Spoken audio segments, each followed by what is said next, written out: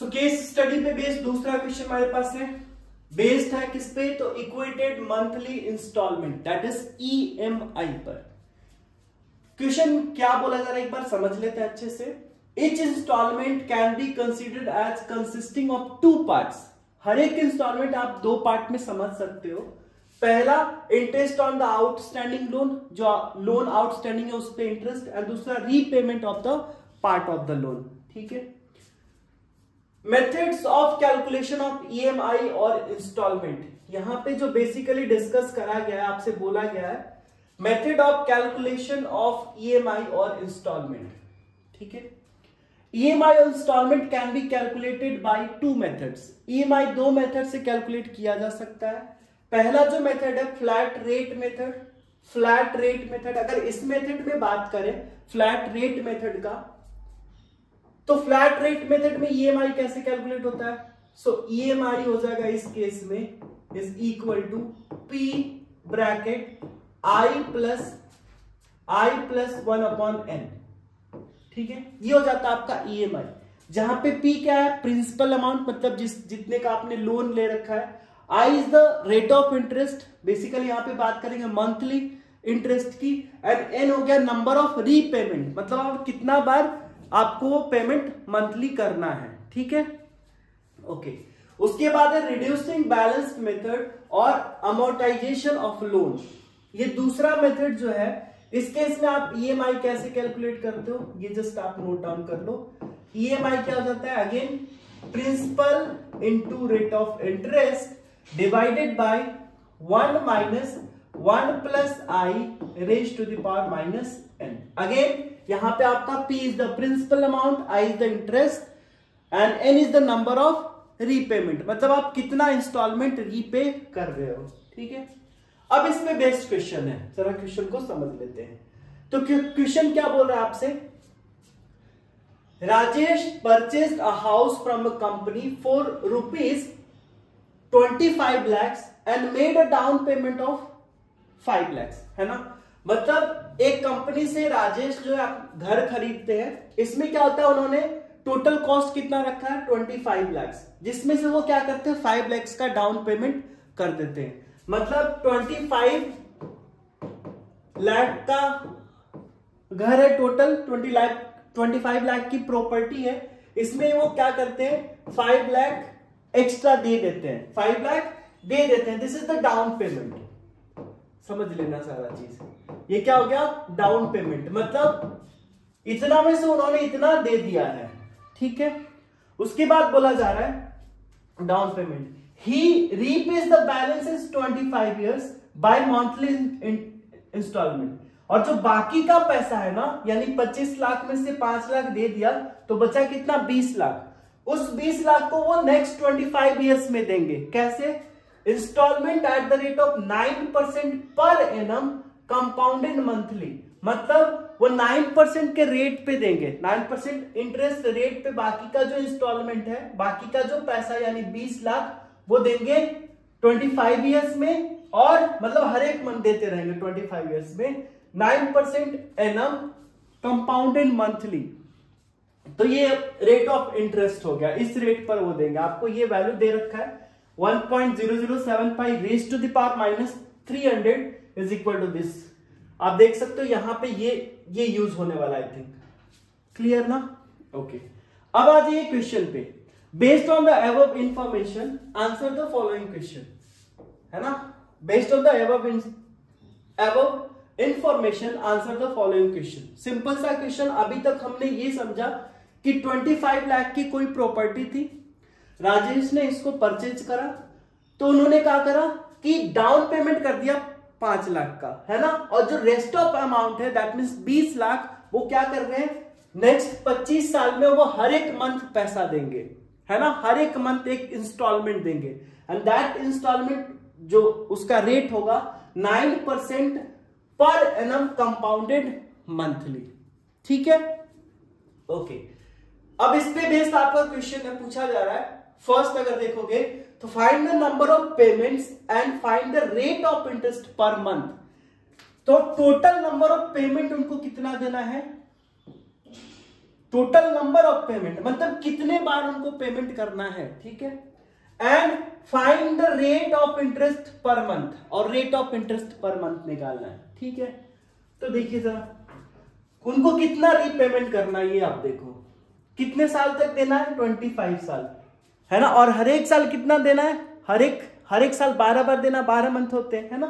तो total number of payments कितना हो जाएगा, फर्स्ट का ये है ना, टोटल नंबर ऑफ पेमेंट्स, है ना, वो कितना बार पेमेंट्स करेंगे, तो this is equal to 25 years तक करना है। एंड हमें पता है कि हर ईयर में 12 मंथ्स होते हैं, तो ये कितना हो जाएगा, 25 10 जा 250, आई थिंक 300 हो जाएगा ये, है ना।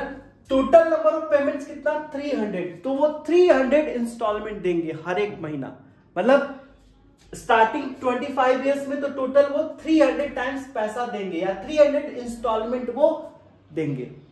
क्लियर है, तो ये हो गया फर्स्ट पार्ट। सेकेंड पार्ट बोला जा रहा है find the rate of interest per month. तो देखो अगर इसका सेकेंड पार्ट देखोगे तो रेट ऑफ इंटरेस्ट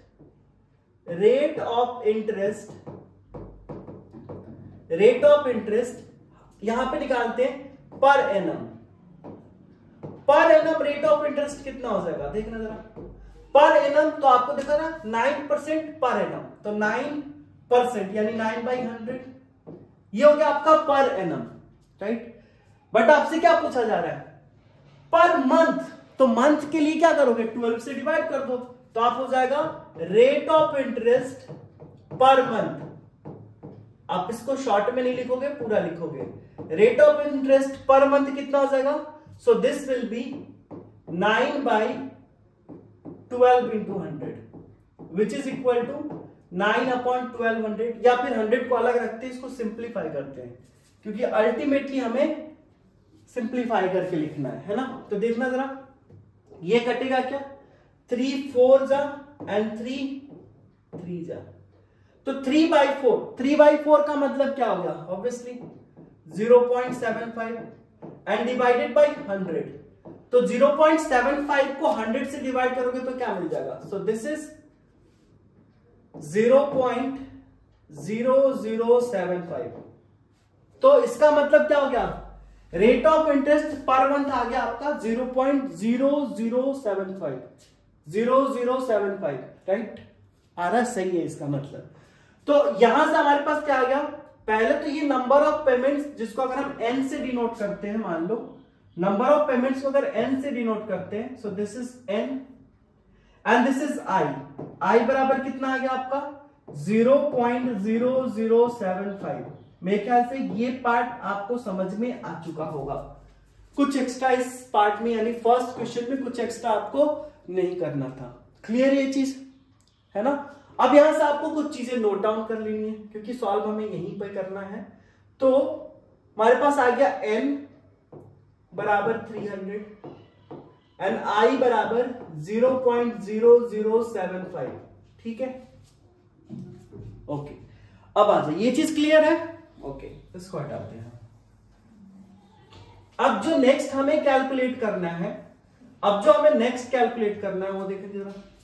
नेक्स्ट में what are the monthly payment of installment using reducing balance method. Reducing balance method मतलब ये वाला फॉर्मूला से आपको ईएमआई कैलकुलेट करना है। तो पहले तो आपको प्रिंसिपल चाहिए, है ना। तो प्रिंसिपल अमाउंट क्या हो जाएगा, P बराबर क्या हो जाएगा, विच इज प्रिंसिपल अमाउंट, है ना। प्रिंसिपल अमाउंट ये कितना हो जाएगा, दिस इज इक्वल टू, तो टोटल कितना कॉस्ट है 25 lakhs माइनस 5 lakhs, इसको सब्ट्रैक्ट करा तो आपको कितना मिला 25 लाख, ठीक है। 25 lakhs आ गया आपका ये क्या प्रिंसिपल, ठीक है ना। कोई दिक्कत यहां तक नहीं होना चाहिए, ठीक है 25 lakhs, ठीक है। तो 20 lakhs आ गया प्रिंसिपल अमाउंट, मतलब अब इसको उस पे लोन लेना है, इतने का लोन लेना है ना, इतने का लोन लेना है। तो आपको क्या करना है, अभी रिड्यूसिंग बैलेंस मेथड से आपको फाइंड आउट करना है ईएमआई। सो ईएमआई किससे कैलकुलेट करना है? Reducing balance method. Reducing balance method से कैलकुलेट करना। तो ये क्या होगा? This is equal to, formula हमने आपको अभी बताया है ना, this is P into i divided by 1 minus 1 plus i to the power minus L. ठीक है। प्रिंसिपल अमाउंट आपको पता है, देखना जरा। प्रिंसिपल अमाउंट अभी हमने निकाला 20 लैक्स। सो 20 लैक्स 1 2 3 4 5 इंटू आई कितना है आपका? सो 0.0075 डिवाइडेड बाय 1 माइनस 1 प्लस आई कितना हो जाएगा? तो 1 प्लस आई आपका हो जाएगा 1 पॉइंट, यहां पर लिख लेते हैं ताकि कंफ्यूजन ना हो, to the power minus n। ठीक है। एंड नाउ अगर इसको आप सिंप्लीफाई करते हो तो क्या आ जाएगा? 1 2 3 4 0, 1 2 3 4 0 हट जाएगा, है ना। 4 0 अगर हटा देते हो तो ये हो जाएगा आपका 200 into 75 divided by 1 minus 1.0075 raise to the power minus 300। n का वैल्यू हमारे पास 300 है, यहां पे भी आप 300 रख सकते हो।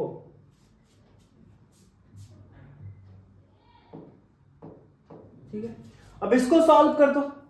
आपको 1.0075 raise to the power minus 3 का वैल्यू ये दे रखा है ना। इसका मतलब क्या हो जाएगा? यहां से आपका ईएमआई कैलकुलेट हो जाएगा, यहां से आपका ईएमआई कैलकुलेट हो जाएगा।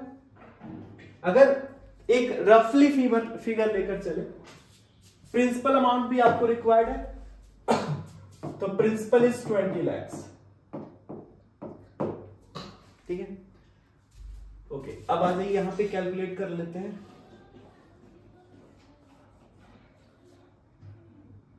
तो ये कैलकुलेशन हमारा क्या हो जाएगा?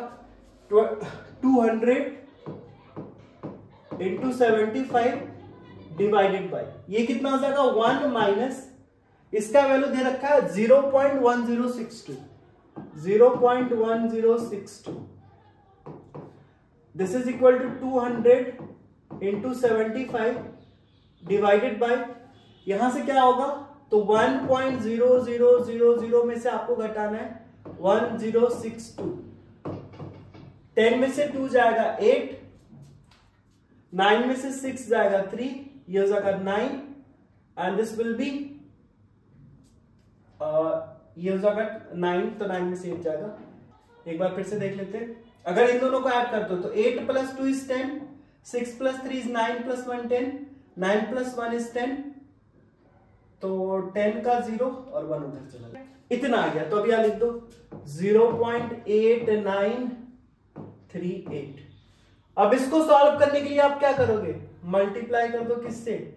1 2 3 4, 1 2 3 4, तो ये डेसिमल हट जाएगा, डेसिमल हट जाएगा। और इसको आप सिंप्लीफाई कर दो तो आपको यहां से कुछ एक सर्टेन वैल्यू मिलेगा, है ना। यहां से आपको एक सर्टेन वैल्यू मिलेगा, ठीक है ना। अगर ये 75 को 2 से मल्टीप्लाई करते हो तो कितना हो जाएगा? ये हमारा सही है क्या? 1 2 3 4, 1 2 2 4 5, ठीक है। तो 275 को मल्टीप्लाई करेंगे तो कितना हो जाएगा? आई थिंक 75 2 जा 150 00, तो ये 15,000 डिवाइडेड बाय इतना हो जाएगा, है ना। अल्टीमेटली देखना जरा आपका कितना आ रहा है? 15,000 डिवाइडेड बाय 0.8938 अप्रॉक्स। यहां पे अगर जाओगे तो देखो 1 से कम में डिवाइड कर रहे हो तो ऑब्वियसली वहां पे मल्टीप्लाई हो जाएगा, है ना। तो ऑलमोस्ट 16K के अराउंड समथिंग आएगा वैल्यू। आप ये कैलकुलेट कर सकते हो, ठीक है ना।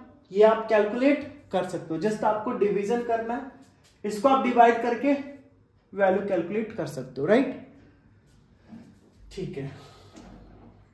या फिर डेसिमल को हटाओगे तो ये हटाओ, ये इधर हो जाएगा, फिर 2 से कट करते जाओ, 2 से कट करते जाओ, आप यहां पे कर लोगे। 2 से कट करोगे तो क्या हो जाएगा? 2 4 जा 2 4 जा 2 6 जा 2 2 9 जा, फिर ये 2 से कट जाएगा 100 टाइम्स, फिर ऐसे कट करते जाओ, अल्टीमेटली आपको मल्टीप्लीकेशन डिवीजन तो करना पड़ेगा यहाँ पे, ठीक है। तो यहां से कुछ नियर अबाउट 16,000 का अराउंड आएगा, आप ये कैलकुलेट कर लेना, जस्ट एक राउंड फिगर हमने ले लिया, ठीक है। तो ये हो गया आपका कैसे, रिड्यूसिंग बैलेंस मेथड से। अगर यही चीज आपको अब कैलकुलेट करना है किससे, बी में देख लो, बी में अगर देखोगे तो आपको कैलकुलेट करना what are the monthly payment of installment using flat rate method. Flat rate method में क्या हो जाएगा, फ्लैट रेट मेथड का अगर देखें तो फ्लैट रेट मेथड का फॉर्मूला हमने आपको लिखा है, बताया है ना। फ्लैट रेट मेथड का क्या हो जाएगा, EMI, flat rate method EMI किस मेथड से, तो फ्लैट रेट मेथड से, है ना। इस केस में आपका क्या हो जाएगा ईएमआई, तो P bracket I minus 1 upon n, बस, है ना, I प्लस 1 माइनस n, ये हो जाता है आपका फ्लैट रेट मेथड, ठीक है। ये हो गया फ्लैट रेट मेथड। अब P आपको पता है, P आपको पता है, व्हाट इज P, तो 20 lakhs, 20, 1 2 3 4 5, I आपको पता है 0.0075 प्लस 1 अपॉन n इज 300, है ना। सॉल्व कर लो, तो यहां से आपको 20 lakhs, और इसको सॉल्व करते हो तो कितना आ जाएगा, 2 0 तो ये हट जाएगा, यानी 0.75 हो जाएगा, और इंटू 3 हो जाएगा। इसको 3 से मल्टीप्लाई करें, 7 3 जा 15, 5 3 जा 15, 7 3 जा 21 प्लस 1 इज 22, है ना। इसका मतलब 2.25 प्लस 1 डिवाइडेड बाई 300 हो जाएगा, ये 2 0 कट जाएगा। सो अल्टीमेटली हमारे पास कितना बचा, तो दिस इज 20 1 2 3, और इस जगह 3.25 डिवाइडेड बाई 3, ये सिंपल सा डिवीजन आ गया, है ना, ये सिंपल सा डिवीजन है। अगर आप इसको 2 से मल्टीप्लाई कर दो, पहले तो इसको डेसिमल इसका हटा दो, तो डेसिमल हटाओगे तो नीचे 100 से डिवाइड करना होगा, तो इसका 2 0 फिर से कैंसिल, मतलब अब हमारे पास आ रहा है कितना, अब आ रहा है this is 200 into 325 divided by 3। अब इसको मल्टीप्लाई करो जरा, कितना रहा है, 5 को 2 से, 5 2 जा 10, 2 2 जा 4 प्लस 1 5, 3 2 जा 6 एंड 2 0 एंड डिवाइडेड बाई 3, है ना। अगर इसको आप डिवाइड करते तो क्या मिल जाएगा, 3 2 जा 6, 3 2 जा 6, 3 1 जा 3 3 जा 9, यानी 2 1 3, नहीं ऐसा ही आएगा क्या वैल्यू, 2 1 3 3 3 समथिंग। एक बार देख लो फिर से, हमने किया 2 से, जरा एक बार दिखाओ, ये हमारे पास है 65 को डिवाइड करते हैं 3 से, है ना, तो ये क्या हो जाएगा, 3 2 जा 6 1 5 0, 3 1 जा 3 2 0, 3 6 जा 18, अच्छा 6 6 6 चलता जाएगा, है ना, तो 2 1 6 चलेगा, ये ऐसा चलता जाएगा, 2 1 6 6 6 0.666 चलता जाएगा, मतलब 21,666, ये 21,666.66, मतलब नियर अबाउट आपको इतना ईएमआई देना होगा, 21,666 रुपीज। इससे आ रहा था फ्लैट रेट से, आप देख पा रहे होंगे रिड्यूसिंग बैलेंस है ऑलमोस्ट 16 to 17K के बीच आ रहा था, और ये आ रहा आपका 21,666 रुपीज ऑलमोस्ट। तो ये हो गया आपका फ्लैट रेट बेस्ड मेथड, ठीक है। अब जो नेक्स्ट क्वेश्चन पूछा जा रहा है, अब देखो और में है, इसके और में ये था, तो हमने ए बी सॉल्व कर लिया। उसके बाद थर्ड आपका कंपलसरी है, इन दोनों में से कोई एक सॉल्व करना था। थर्ड क्या बोला जा रहा है, what is the total interest made in process apply to calculate EMI in the above part 37 का 2। अच्छा, तो 37 का 2 मतलब इसमें और इसमें कितना आपको इंटरेस्ट देना होगा। तो इंटरेस्ट कैलकुलेट कर लोगे, बहुत सिंपल है। ये पहले अमाउंट लिख लो, दिस इज, इस मेथड से आपका क्या आया था, फ्लैट रेट से आ गया। फ्लैट रेट से हमारे पास कितना आ गया, सो 21,666.66 ऐसा, और इससे नियर अबाउट 16 to 17 के बीच है ना, 16 to 17 के बीच है ना, ठीक है। अब आ जाइए, अब आपको कैलकुलेट क्या करना है, इंटरेस्ट की, कितना इंटरेस्ट उसको देना पड़ा। तो कितना इंटरेस्ट देना पड़ा, तो टोटल कितना पैसा दिया वो देख लो। इंटरेस्ट कितना हो जाएगा, interest paid, so this is equal to, कितना इंटरेस्ट हो जाएगा, तो n into EMI and minus जो प्रिंसिपल अमाउंट है P, यही हो जाएगा इंटरेस्ट। n हो गया कितना इंस्टॉलमेंट दिया है, तो इंस्टॉलमेंट कितना दिया है, तो 300। EMI कितना दे रहा था, EMI दे रहा था 21,666 इस वाले में, और इस वाले में 16 to 17 के आसपास। तो कितना इंटरेस्ट दिया आप ये कैलकुलेट कर लोगे क्या यहां से। तो अगर मान लो हम सेकंड का ए पार्ट लेते हैं, है ना, सेकंड का ए पार्ट से चलते हैं, तो इस केस में आपका इंटरेस्ट कितना हो जाएगा, interest, so this is 300 into EMI जो आपने निकाला था 16 to 17 के बीच, है ना, एंड माइनस P आपका कितना था 20 लाख। इसको सबट्रैक्ट कर दो, आपको पता चल जाएगा कि कितना इंटरेस्ट दिया था, ठीक है। और अगर सेकेंड मेथड की बात करेंगे, सेकेंड में आपका इंटरेस्ट कितना हो जाएगा, सो इस केस में देखो आपने इतना पे करा, दैट इज 300 इंटू ये वाला amount 21,666.66 and minus 20 lakh, 2 3 4 5, subtract कर दो, आपको इंटरेस्ट मिल जाएगा। बस ये क्वेश्चन था आपका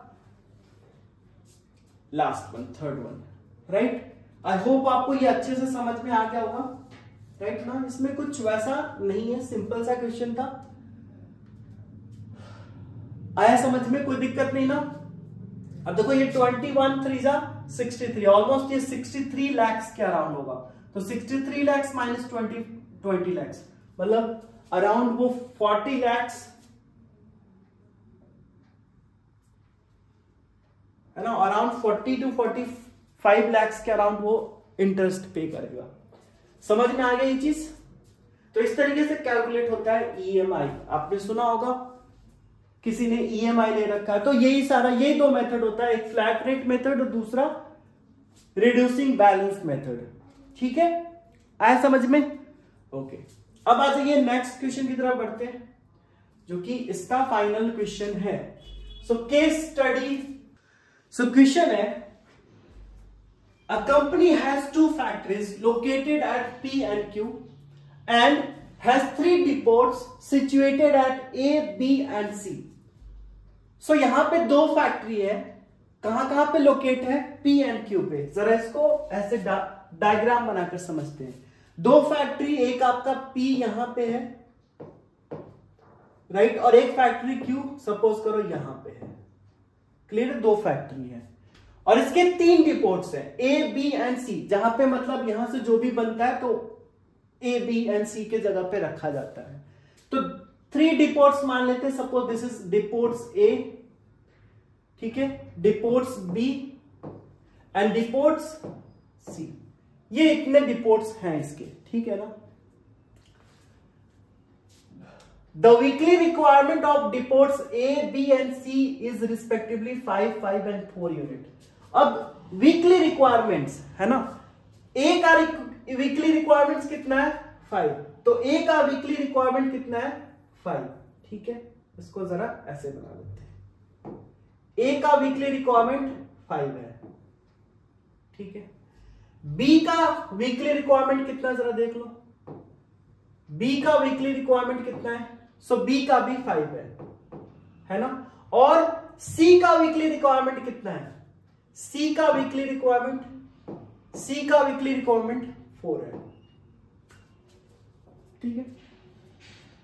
While the production capacity of the factories P and Q, P and Q का जो प्रोडक्शन कैपेसिटी है ये कितना है, तो ये P जो है टोटल 8 यूनिट प्रोड्यूस कर सकता है और ये 6 यूनिट, ठीक है। The cost in rupees of transportation per unit is given below. पहले ये चीज आपको क्लियर है, दो फैक्ट्रीज लोकेटेड कहां पे, P एंड Q पे है, इनके 3 reports A, B and C है, मतलब यहां से जो भी बनेगा वो यहां पे रखा जाएगा। A का जो वीकली रिक्वायरमेंट है 5 यूनिट्स चाहिए, B को 5 यूनिट्स चाहिए एंड C को 4 यूनिट्स चाहिए, इतना चाहिए। But P total 8 units produce कर सकता है 1 वीक में एंड Q भी 6 यूनिट कर सकता है। तो ऑब्वियसली ये सबको नहीं दे सकता है पूरा, मतलब सारे का डिमांड तो फुलफिल नहीं कर सकता ना, इन दोनों को मिलके करना होगा, राइट। अब इसके लिए देखो, अब इसके पास टोटल 8 यूनिट, इसके पास टोटल 6 यूनिट, अब इसी में से आपको बांटना है, उसके लिए यहाँ पे कॉस्ट दे रखा है एंड ये सारे कुछ कंडीशंस दे रखे हैं। क्या बोला जा रहा है, कॉस्ट, ये आपका कॉस्ट रुपीज में दे रखा है कि अगर P से A तक जाते हो तो 160 रुपए लगेंगे। अगर P से अगर A तक जाया जाए, P से अगर A तक तो कितना लग रहा है, 160 रुपए, ठीक है, 160 रुपए। और अगर P से B तक जाया जाए तो कितना लग रहा है, 100 रुपए ट्रांसपोर्टेशन चार्ज, है ना।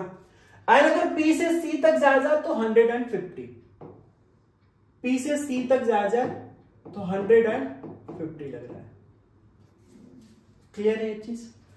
इसी तरह से अगर आप देखोगे ये चीज Q से A तक जाने में, Q से अगर आप A तक भेज रहे हो तो यहां पे कितना कॉस्ट लग रहा है, तो यहां पे लग रहा है टोटल 100 रुपीज, है ना। और Q से B तक भेजने में कितना कॉस्ट लग रहा है, 120 रुपीज। एंड Q से अगर C तक भेज रहे हो तो कितना कॉस्ट लग रहा है, 100 रुपीज। यहां तक मेरे ख्याल से कोई दिक्कत नहीं होगा, समझ में आ गया होगा, राइट। अब बोला जा रहा है based on the above information answer the following question. अब ये आपको इंफॉर्मेशन दे दिया गया, ये आपको लैंग्वेज था, हमने इसको पिक्चर से रिप्रेजेंट कर दिया, है ना।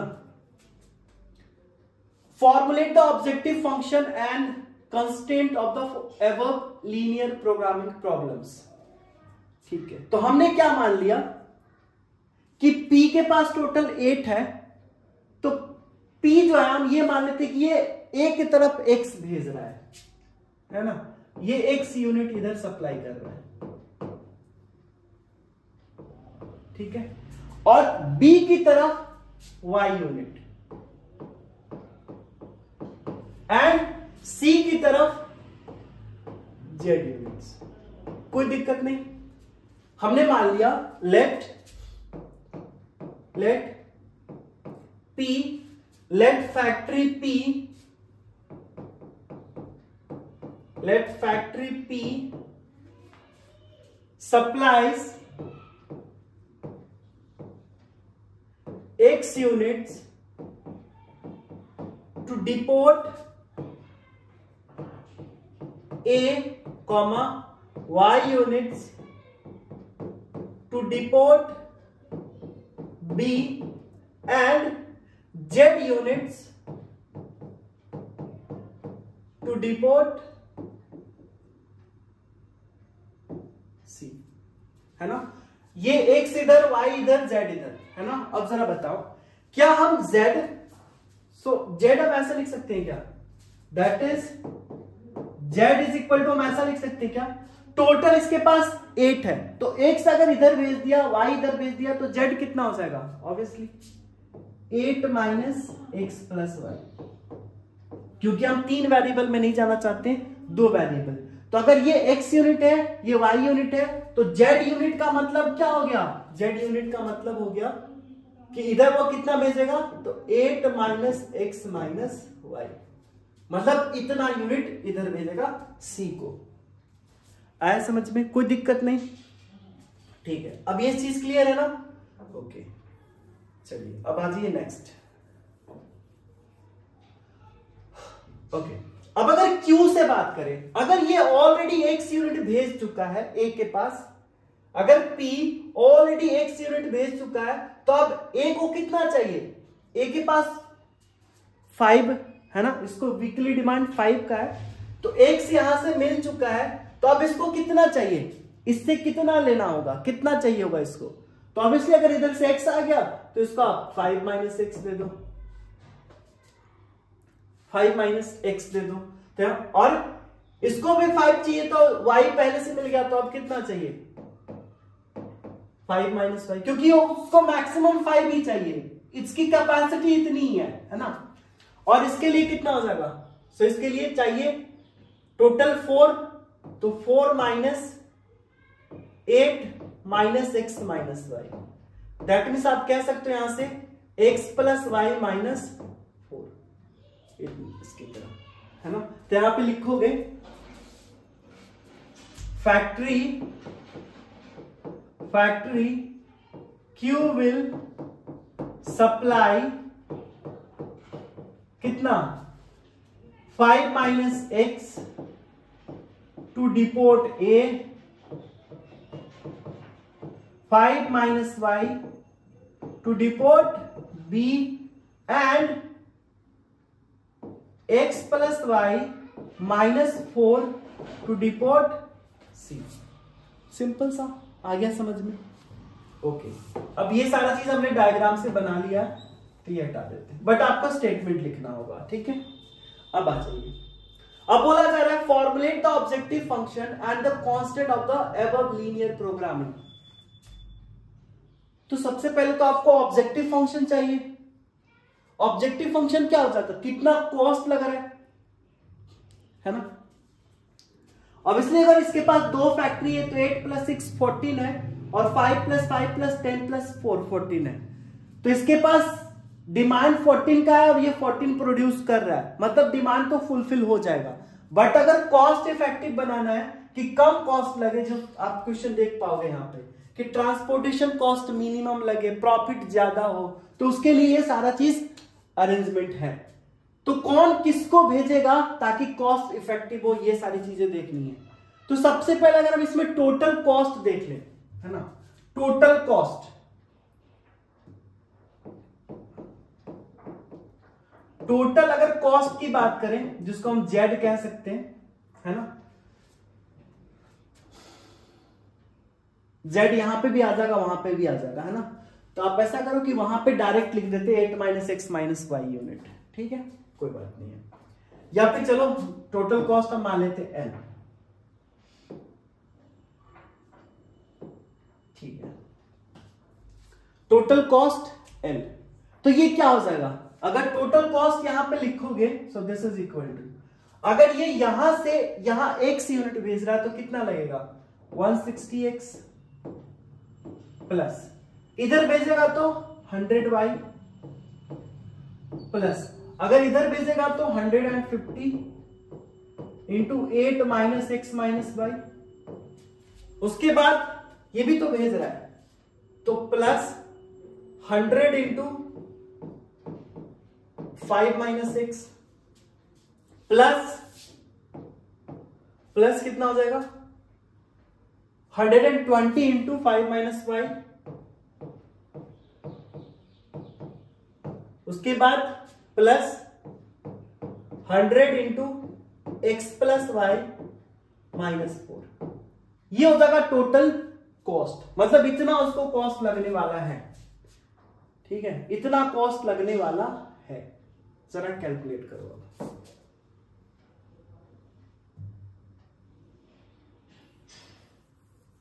इतना कॉस्ट लगने वाला है। अगर जरा यहां पे कैलकुलेट करोगे तो कितना आ जाएगा?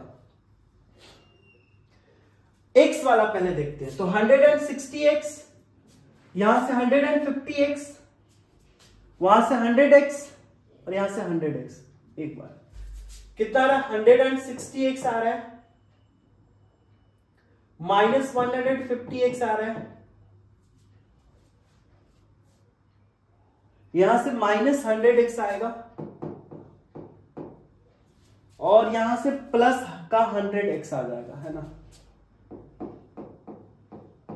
तो x वाले में देखो ये कट जाएगा, दैट मींस यहां से आपको 10x बच जाएगा, तो हमने लिख दिया 10x। ठीक है, अब जरा y के बारे में देखो। y आपका कितना आएगा 100y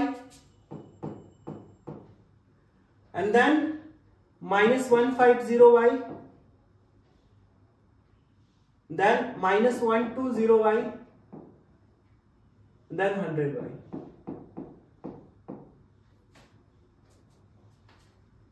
ठीक है, अगर देखो तो ये 100 प्लस 100 200 हो रहा है और ये 100 270 हो रहा है, तो ऑब्वियसली माइनस 70y हो जाएगा, माइनस 70y हो जाएगा। ठीक है, इसके बाद अगर हम देखें कांस्टेंट वाला, तो कांस्टेंट वाला देख लीजिए 150, सो आई थिंक ये 1200 हो जाएगा क्या, 8 5 40 एंड 8 प्लस 4 12, ठीक है 1200। और यहां से 500 प्लस में, ठीक है 500 प्लस में, और यहां से आएगा 600 प्लस में एंड यहां से आएगा आपका माइनस 400। ये चीज क्लियर है? ठीक है ना, तो कितना आ जाएगा, तो आई थिंक 1900 ये आ जाएगा ना। सारा चीज एक बार ऐड करके देख लो आप, कितना आ रहा है, इतना आ रहा है क्या, 10x माइनस 70y प्लस 1900, यही हो जाएगा आपका टोटल कॉस्ट, है ना। यही हो जाएगा आपका टोटल कॉस्ट, जिसको Z कह दे रहे हो, यहां पे आप चेंज कर लेना, है ना। तो ये हो गया टोटल कॉस्ट, ठीक है, ये टोटल कॉस्ट हो गया। ये बेसिकली क्या हो गया आपका ऑब्जेक्टिव फंक्शन।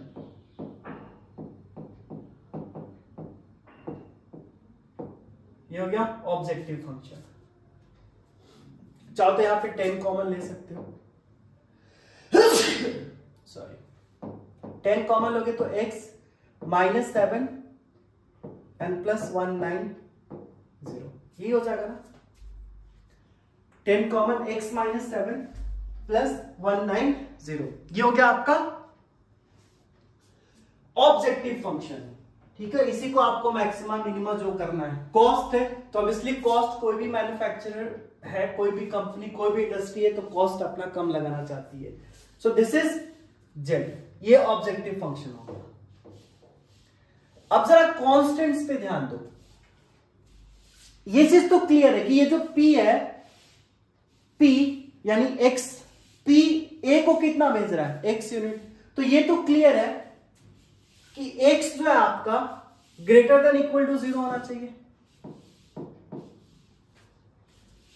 है ना। X greater than equal to 0 होना चाहिए, Y भी ग्रेटर देन इक्वल टू 0 होना चाहिए, क्योंकि 0 या उससे ज्यादा ही तो भेजेगा, राइट ना।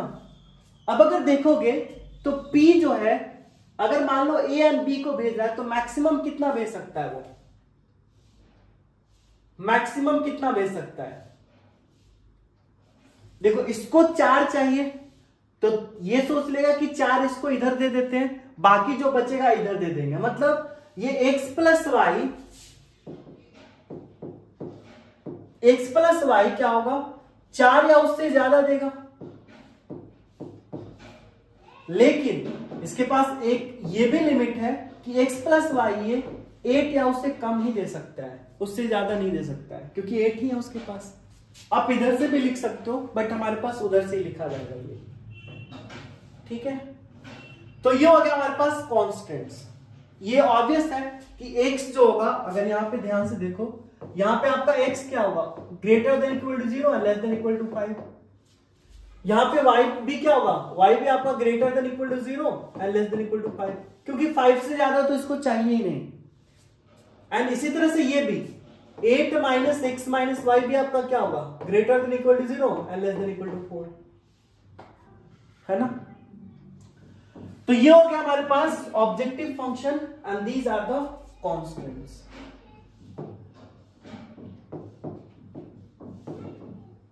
ये समझ में आया, एक बार देख लो। तो ऑब्जेक्टिव फंक्शन और कांस्टेंट्स हमारे पास आ चुका है, ठीक है।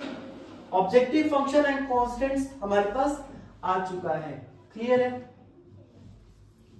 यहां पे मेरे ख्याल से कोई दिक्कत नहीं। अच्छा हाँ, एक चीज और यहां पे नोट डाउन कर लो, एक चीज और आप नोट डाउन कर लो जरूर से। वो क्या, एक्स आपका 0 से बड़ा होगा बट 5 से छोटा होगा, ठीक है। वाई भी आपका 5 से छोटा होगा। अब ये हो गया आपका total constants. So this is objective function and this one is the constants, clear है। यही आपका फर्स्ट था, formulate the objective function and the constant of the above linear problem, ठीक है। लीनियर प्रॉब्लम का हमने ये फाइंड आउट कर लिया। This is the objective function and this is the constants, right. How many unit should be transported from each factory to each depot in order that transportation cost is minimum. तो transportation cost आपको क्या चाहिए, minimum चाहिए। तो minimum कब होगा, minimum कब होगा ये आपको कैलकुलेट करना है, मतलब किस डिपोट पे कितना भेजा जाए, क्योंकि कॉस्ट इफेक्टिव ही तो बनाना है ना, कॉस्ट को मिनिमम करना है। दैट मीन्स आपको सॉल्व क्या करना है, इसको मिनिमम के लिए, ये आपके मिनिमम के लिए सॉल्व करना होगा। ये आपको कॉन्स्टेंट्स दे रखे जो कि बहुत ही इजीली सॉल्व हो सकता है, यहां पे सॉल्व कर देते हैं। सो सबसे पहले जो हमारे पास कांस्टेंट या ऑब्जेक्टिव फंक्शन लिख लेते हैं पहले, 10 bracket x minus 7y, x minus 7y, x minus 7y plus 190, x minus 7y plus 190, ठीक है। उसके बाद जो कांस्टेंट्स गिवन है, कांस्टेंट्स जो हमारे पास आ गए वो क्या आया, तो x plus y greater than equal to 4, x plus y less than equal to 8, x greater than equal to x less than equal to 5, y less than equal to 5, x greater than equal to 0, y greater than equal to 0। ये हमारे पास constants, और हमें क्या करना है, इसका minimise करना है। अब आज ये ग्राफ प्लॉट करते हैं, है ना, ग्राफ प्लॉट करते हैं। सो दिस इज y एक्सिस, है ना, ये y एक्सिस हो गया, ठीक है। एंड देन x एक्सिस, सो ये आ गया हमारे पास x एक्सिस, ठीक है। x axis and y axis हमने प्लॉट कर लिया। So basically this is x dash, y dash, and ये आपका ऑरिजिन, ठीक है ना। अब जरा लाइन बनाना है, देखो तो 8 चाहिए, मैक्सिमम 8 तक जाना है, तो हमने पॉइंट मार्क कर लिया। पॉइंट मार्क कर लिया मतलब 1 2 3 4 5 6 7 8, इधर भी 1 2 3 4 5 6 7 8, 1 2 3 4 5, इधर से मतलब नहीं है, ठीक है। ये हमने पॉइंट मार्क कर लिया। अब अगर आप फर्स्ट लाइन का देखो, x plus y equal to 4 है, मतलब यहां से अगर आप टेबल बनाओगे सो ऑब्वियस सी बात है x एंड y, x 0 रखोगे तो y 4, y 0 रखोगे तो x 4, मतलब यहां से आपको पॉइंट मिल रहा है क्या क्या, सो पॉइंट मिल रहा है आपको 0,4, 1 2 3 4 एंड 1 2 3 4, ठीक है। ये लाइन बन रहा है आपका, सो ये हो जाएगा लाइन,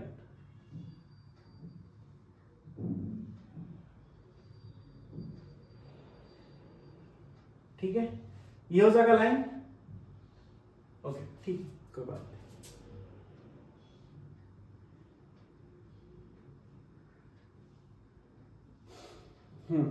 तो ये पॉइंट आपका क्या हो जाएगा, this is 4,0 and this is 0,4, है ना। ये कौन सा लाइन है आपका, x plus y equal to 4। अब दूसरा लाइन जरा देखिए, दूसरा लाइन आपका x plus y equal to 8। अगर x plus y equal to 8 लेकर चलोगे तो ऑफ कोर्स यहां पे भी अगर आप टेबल बनाते हो x एंड y का, x 0 तो y 8, y 0 तो x 8, मतलब 2 पॉइंट मिला आपको, एक ये पॉइंट, एक ये पॉइंट और एक 4 5 6 7 8 ये पॉइंट। अब यहां पे आप लाइन बना लो जरा, यहां पे आप लाइन बना लो।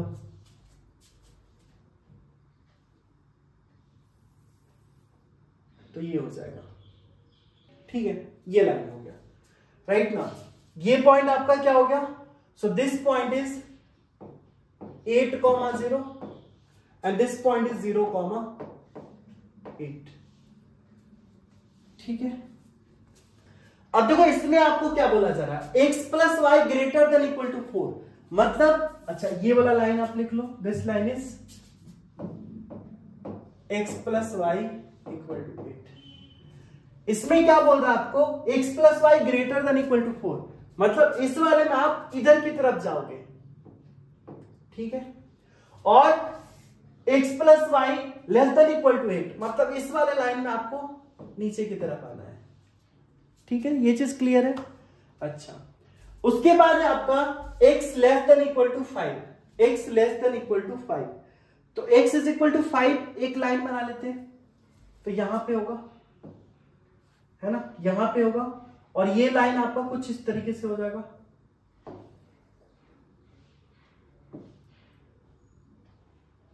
ठीक है।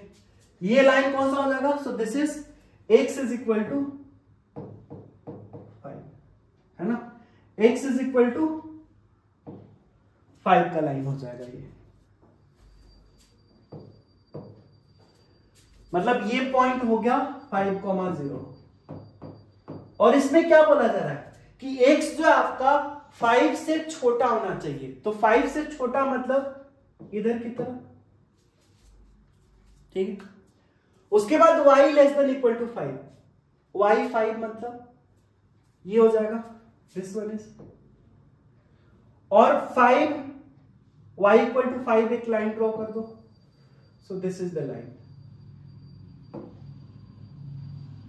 ये क्या हो जाएगा आपका y इक्वल टू 5 का लाइन, दिस इज,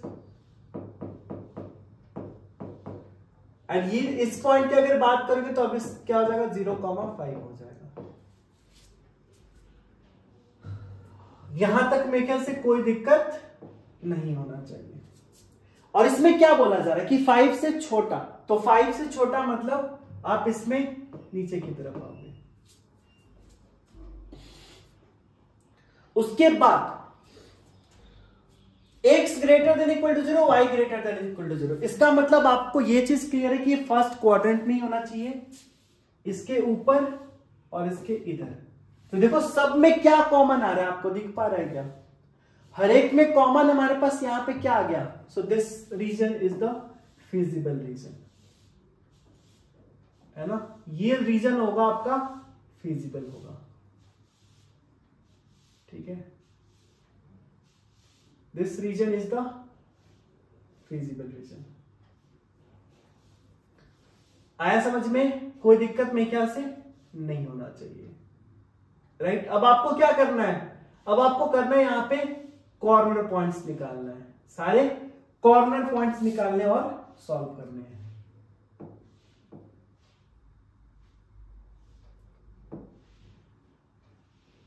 सारा कॉर्नर पॉइंट्स फाइंड आउट करो और हो क्या।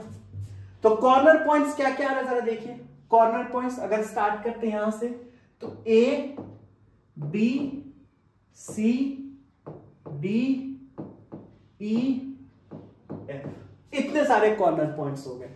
अब मेरे ख्याल से इसका जरूरत नहीं होगा, है ना, इसको हटा देते हैं, बस वो ऑब्जेक्टिव फंक्शन अब रिक्वायर्ड है।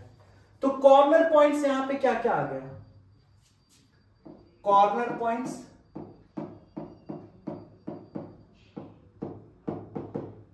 कॉर्नर पॉइंट्स आपका क्या क्या आ गया जरा देखिए। तो ए से स्टार्ट करें तो ए इज 4,0, बी 0,4, सी 0,5, डी क्या होगा जरा देखिए। डी में ये y बराबर 5, मतलब यहां पे आपका क्या होगा, y का कोऑर्डिनेट 5 होगा, और ये लाइन कौन सी है, तो x plus y equal to 8, तो y अगर 5 है तो x क्या हो जाएगा 3, दैट मीन्स 3,5।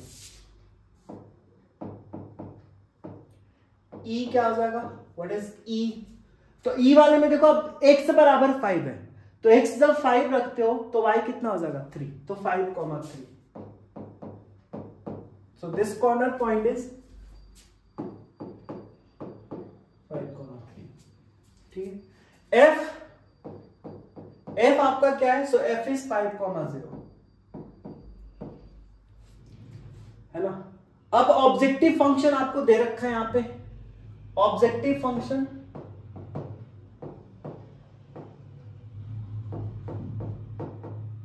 ऑब्जेक्टिव फंक्शन यहां पे क्या आपका, ऑब्जेक्टिव फंक्शन आपको ये दे रखा है z, है ना, z बराबर आप यहां पे लिख दोगे ये चीज। जब 4,0 रखते हो तो क्या मिलेगा जरा देखना, z बराबर हो जाएगा यहां से 10 ब्रैकेट, जब 4 रख रहे हो तो यहां पे क्या मिलेगा 4 प्लस 190, यही होगा,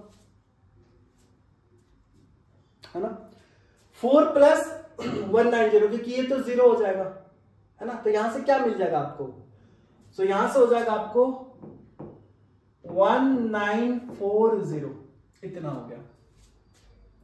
अब अगर इस पॉइंट बी पे फाइंड आउट करोगे तो बी पे क्या मिलेगा, z बराबर 10 ब्रैकेट 0,4, मतलब ये 0 माइनस 4, मतलब ये 28 एंड प्लस 190।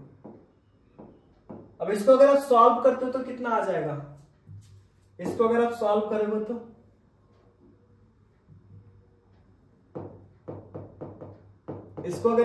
करोगे तो कितना आएगा,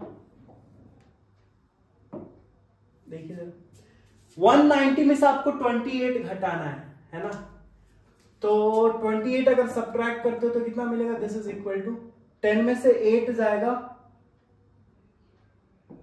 2, 10 में से 8 जाएगा 2, 8 में से 2 जाएगा 6, तो 162 हो जाएगा और एक 0 लग जाएगा। ये समझ में आया, ये चीज क्लियर है क्या, ठीक है। और जब 0,5 हो, जब 0,5 होगा तो z बराबर कितना हो जाएगा 10, 0 एंड 5 है, तो 7 5 से 35 प्लस 190, ये कितना हो जाएगा, सो 190 में से आप 35 घटा लो, सो 10 में से 5 जाएगा 5, 8 में से 3 जाएगा 5, मतलब इतना आ जाएगा 1550। अब 3,5 पे क्या हो रहा है जरा देखिए, 3,5 पे अगर z फाइंड आउट करोगे तो 10 ब्रैकेट 3 रखोगे तो ये 3 माइनस 35 एंड प्लस 190। सो ये भी सेम है, बट इसमें क्या हो रहा है 3 आपका ऐड हो जाएगा, है ना, तो 1580 हो जाएगा। 5,3 पे अगर बात करें तो z बराबर कितना आ जाएगा 5,3 पे, तो 10 ब्रैकेट यहां पे हो जाएगा 5 माइनस 21 प्लस 190, और यहां से कितना आ जाएगा 95 में से 195 में से 21 घटा दो, तो 5 में से 1 जाएगा 4, 9 में से 2 जाएगा 7, तो इतना हो जाएगा, ठीक है ना। कैलकुलेशन आप एक बार फिर से जरूर देख लेना, एंड इस केस में अब क्या हो जाएगा, सो z इज इक्वल टू यहां पे 10 bracket 5,0 that means 5 minus 0 and plus that means 1950। ठीक है, ये हो जाएगा आपका 1950। यहां तक मेरे ख्याल से कोई दिक्कत नहीं होना चाहिए। अब आप देख लो इसमें से मिनिमम कहां पे आ रहा है। अब यहां पे आप देखो मिनिमम क्या आ रहा है, सो मिनिमम इज ये वाला है ना, दिस वन।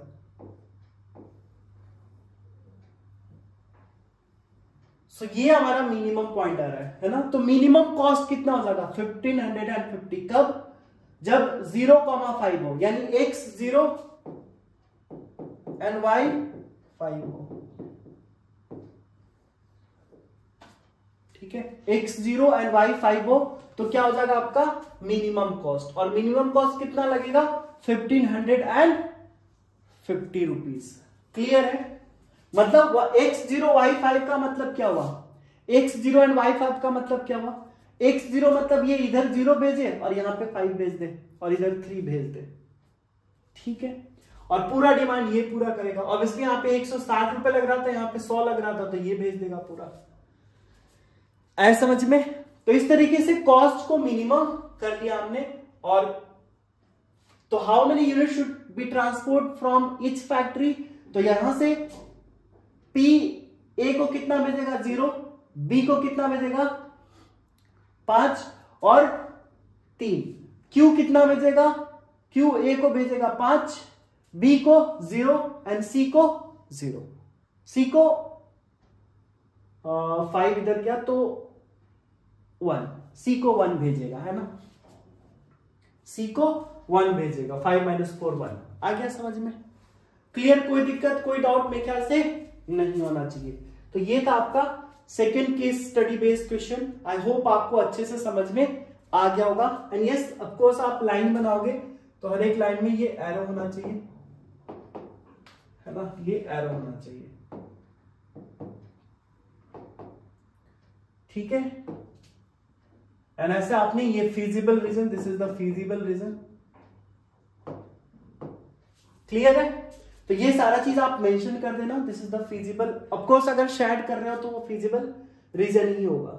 ठीक है, तो इस तरीके से आप क्वेश्चन बना सकते हो। आई होप आपको अच्छे से समझ में आ गया होगा। एंड इस सैंपल पेपर को अगर आप अच्छे से कर ले पा रहे हो, कर पा रहे हो, तो ऑफ कोर्स आपका एग्जाम बहुत अच्छा जाने वाला है। ठीक है, तो ये था एक सैंपल पेपर, हमारे तरफ से छोटी सी कोशिश ताकि आपका एग्जाम को सिंपल एंड स्मूथ बनाया जा सके।